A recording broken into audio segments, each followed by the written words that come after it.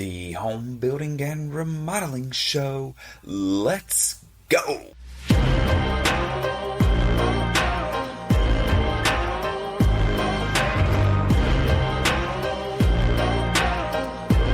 Welcome everybody to the Home Building and Remodeling Show. My name is Chris Kirby and I'll be your host. I am the owner of 3 construction companies on the Alabama Gulf Coast. The show is about residential construction. We're going to cover topics of home building and remodeling. Are you thinking of doing a remodel or building a home? Are you a contractor looking to improve your knowledge base or grow your business? Have you ever done a remodel project or built a home? There were so many things you wish you knew or that you could have done differently during the process. Then this show is for you. We break down the process of building and remodeling and how to have the best results during your project. Whether you're a DIYer looking for tips, someone looking to hire a contractor to do a project, or a contractor looking to expand your knowledge base or your business. Welcome aboard. Glad to have you. Stay tuned. We kick off the show with my thoughts on home building and remodeling.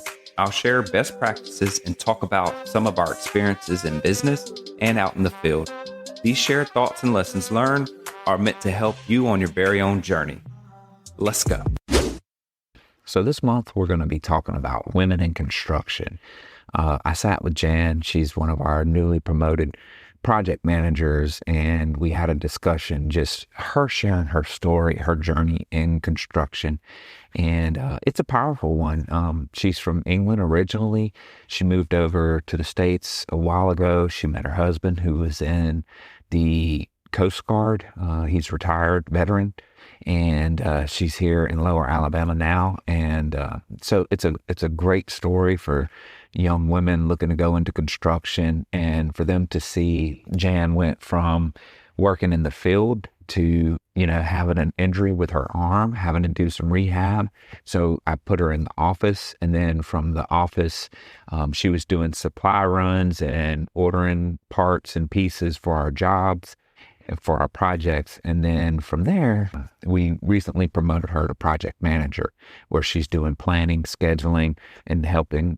The most important part of that is helping lead our teams. It's a great conversation that we had. It's an inspiring story. We always talk about changing the narrative here on the Home Building and Remodeling Show about how construction needs to be your first choice, not an alternate option because you couldn't do something else.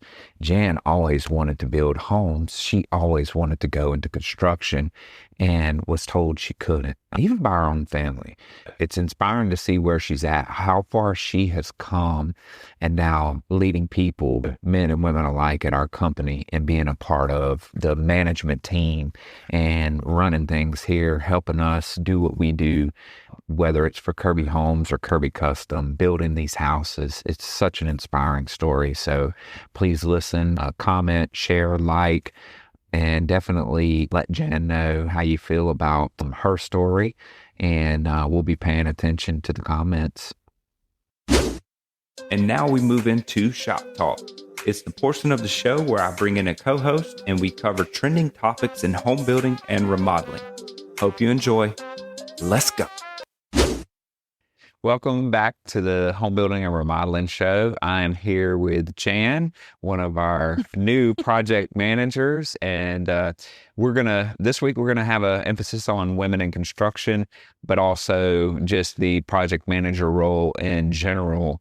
And we're going to talk about her journey in construction, why she came into construction, and then some of the new responsibilities in her position as a project manager and how she's going to navigate them. So welcome, Jan. I appreciate you coming on. Thank you. Yep. And we were just talking about her being nervous and everything, and kind of as we get through these first questions, it'll just be us conversating. So, all right. So let's start with what inspired you to go into the construction industry? I've always wanted to be a builder. Really? My granddad built homes and my uncle took over his business. And I always remember my granddad telling me I couldn't do it. Really? Yes, because I was a girl, and in England it would be too cold, and the cold would make me want to quit, and it just find something different. So you've been battling that kind of stigma of the female in construction role since you were young. Yes. Wow. Okay. But you did not jump immediately into construction. No, Okay. So what did you do before this? I had a career as a nurse.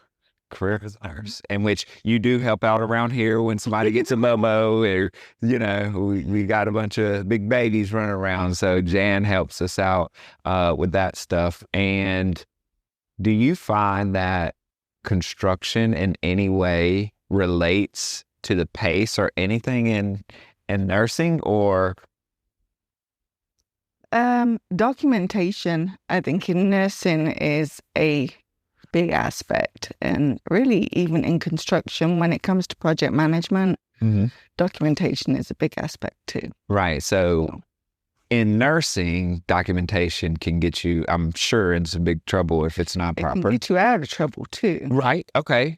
I'm glad you said that. And in construction, it can get you into some big trouble, but also out of trouble. And our documentation protects both sides. It's not just a us versus them when you get into building these. It's a let's document so we can go back and reflect on the conversation. Okay. So you've been battling the stigma of women in construction, or, even from your own family being told, hey, that's probably not the right industry for you, right? Or a female. So that made you want it even more. And then as you came out of the nursing industry, how did you get your start in the construction field? I also always wanted to build my own home. Gotcha. So that was a goal of yours. It to was. build your own house. And did you build your own house? I did. You did build your own house. With the help of another construction firm. Gotcha. Before I came here. I've always loved working. I always used to help my dad do different things in the house. So hands-on stuff. Hands-on stuff. And so once I knew that I wasn't going to do nursing anymore, I decided to take a course in Bay Minette. Okay. So here locally, Yes. you took what kind of course did you take? I think it was a residential framing building Course. I can't even remember. And did you like it? I loved it. It was probably at the North Baldwin Yes. Trade Center. Okay, good. And like a residential carpentry course or something. Okay. And then that was a little bit of book knowledge, but also hands-on, right? It was hands-on. So what were they teaching you in that course? How to use the tools, different framing techniques. What else? So that It was basics, okay. but very information orientated. But you need that. You need a foundation, right? Yes. So it gave you that foundation, but did that make you more hungry to say, you know what, I want to figure something out in the construction? Yes. Okay. Once I finished it, I don't know, I had the balls to go up to Blake at the time and say, hey, I'll even volunteer to get experience. Just let me help out. So, and I gained experience that way too when he took me on. And you with him, you were doing a little bit of everything, right? Like, Yes, so what we did was remodel, okay? and then we did home building. Okay, and you were doing some framing as a part of that, so you were getting great exposure there. Mm-hmm. Okay, and then just like anything else or any other industry, when times get tough, it's hard to carry a lot of people on payroll. So I'm assuming Blake had to downsize. He did. Okay. And then you found your way over to us. Yes. And at first, I don't know if you remember this. At first, I was struggling to figure out, how to build the company and who we wanted, and do I need experience versus do I want somebody fresh? So we were going back and forth. And when you first came, I'm pretty sure I said we didn't have a position. You did. Oh my goodness. Okay. And I don't know what it was, but during your interview, I could tell that you were eager and that you were going to be the type of person that came in and worked hard just based on the conversation. So I don't know if it was me calling you back and saying we're going to make it work, or how that conversation between me and you went. It was persistence. Persistence on your half, right? Yeah, you told me that you didn't have any availability as yet, but you would keep me in mind when that time came. Gotcha. So to reach back in a month or so, of which I did. Yeah. And then I was like, okay. And then you came on, and in your first role here, which was, we said, what, 3.5 years ago, roughly? February. So 4. It'll be 4 this next year. Okay. So you came in and you had that little bit of experience, but also what I look at when I'm hiring people is life experience, right? So you have already been under pressure as a nurse, no doubt, way more than anything we could put you under pressure with here, right? Different I know kind of pressure. it is a different kind of pressure, but also just like my background in the Navy, it was a different kind of pressure. Mhm. Mission was everything, and not meeting mission was a big deal. For you, making mistakes as a nurse could affect people's lives. So there's a lot of pressure in everything that we do. But I looked at, just the total package. You were a young spring chicken, right? So you had that life experience, which is super valuable to me. I knew you were willing to work hard. But I'll tell you what also, Jan, that I remember, and this was from church, you had just donated your kidney. And I could not believe that whole story with Stacy and the whole thing. And it just made such an impact on me. And just knowing that you were that type of person, because we try to hire for culture. We try to hire for fit. We want good people here, not just people looking to get a job. So all of those things played into that reverse decision of let's go ahead and bring her in. And so back to what I was asking though, when you came in, you were hired basically to be a part of a crew, right? Yes. So like a crew member. Okay. And were you with Adam at first, or were you just kind of going? I worked with Carter first. Okay. Yeah. And then Adam. Okay. And then me and Jeremiah teamed up. Got it. So then one of the first projects, if I recall, was the locker room, right? Yes. Is that one of the, okay. We had built some, we had built some custom lockers for the football team in the back. And I can remember walking in to shoot videos, because we've always done that. And you were just getting after it. So it didn't take me long to figure out, you were about to outwork some people and do the right thing.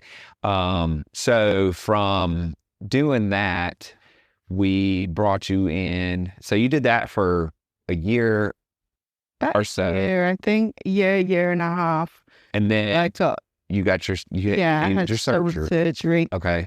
You had shoulder surgery, but it was also a situation for us where I didn't want to lose you, and there was an opportunity for you to do some material management, logistics management. So you went from labor in the field to requiring surgery, and then we brought you into the office. And what were you doing for us there? I was doing material coordinator, purchasing materials and kind of planning what they need and helping the clients out with choices. So that's, leads into your current role as a project manager. But what was the difference that you saw going from working in the field as a part of a team doing on-site construction to going into the office? It's not as simple as just getting the material there. Yeah. You have other aspects that you're relying on. Okay. Like clients, like budget, just there's such more pieces of the puzzle than the material just being on the job. Right. It's not as simple as go to the local supply or go to the big box store, pick it up, take it to the job. Mm-hmm. Okay. So when you say that, what do you mean by the client or the budget? So let's talk about the client first. What do you mean, you can't just go pick it up? Why not? And how does that? My choice. Right. The clients have the choice of what they want. Okay. So, for instance, if it's tile, they need to pick out their tile. Okay. And sometimes that takes a while, and you're waiting on those to make that choice, and you don't Right. feel that you can pressure them to go, I'm on a timeline here. You want your project to start, but ultimately you need to make the choice, because Yeah. also once you make the choice, you then have to work out what the lead time is to get that tile there. And the Okay. choices can vary so much, in the sense that sometimes they're a month ETA, sometimes they're just a couple of days because they're in stock.